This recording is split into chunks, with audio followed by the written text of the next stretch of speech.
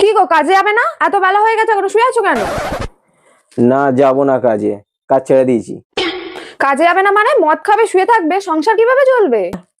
কেন, খাদ্য সাথী প্রকল্পে চাল আছে না, হয়ে যাবে। কি শুধু চাল হলেই সংসার চলে যাবে? বাজার আনতে হবে না, মাছ আনতে হবে না, এমনি সংসার চলে যায় নাকি? কেন, লক্ষ্মীর ভান্ডারে টাকা আছে না, চাল বাজার করে নিয়ে চলে আসবে। এত গাদা গাদা মদ গিলছো যে, তুমি যদি অসুস্থ হয়ে যাও কে দেবে তোমাকে ডাক্তার খরচার টাকা?